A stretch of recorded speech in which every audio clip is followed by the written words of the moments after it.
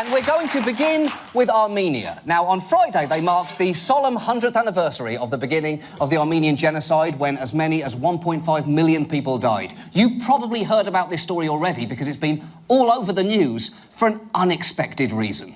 The Kardashians are reportedly in the country to tape their reality show and pay tribute to victims of Armenian genocide. Kim and Kanye did spend time commemorating the 100th anniversary of the Armenian genocide. What is important in Armenia this month? What's the significance? I mean, I know it's the genocide thing that's happening, but... How do you know that? How do you know that?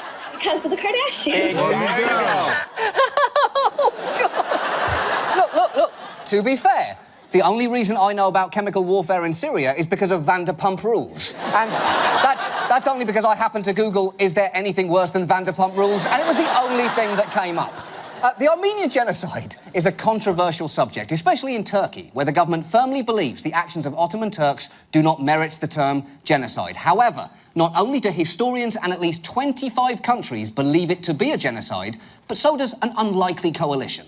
Turkey has condemned the Russian President Vladimir Putin for calling the Armenian massacre genocide. The Pope called it a genocide. George Clooney called it a genocide. Wow. Putin, the Pope, and Clooney. OK. For a start, kill, marry, fuck, respectively. That's the easiest round of that game I've ever played.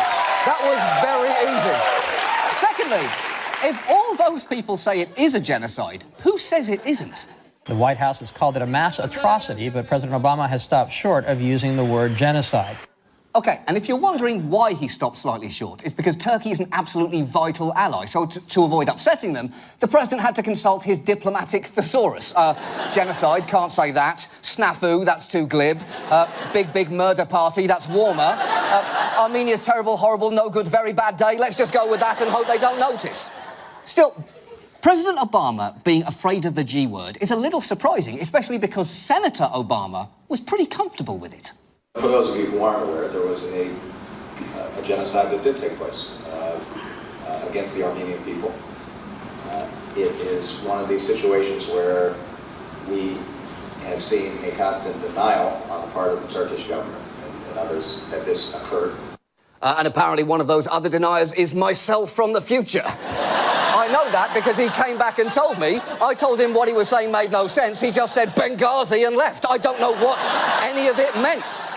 The president has even tried to come up with a semantic workaround. On Thursday, he put out a statement reading, "I have consistently stated my own view of what occurred in 1915, and my view has not changed." And he's released the same statement, almost word for word, on every anniversary of the Armenian genotrocity. It's like every year he's playing a game where the secret word is always genocide. It's like the most depressing episode of Pee-wee's Playhouse ever. But let's move on to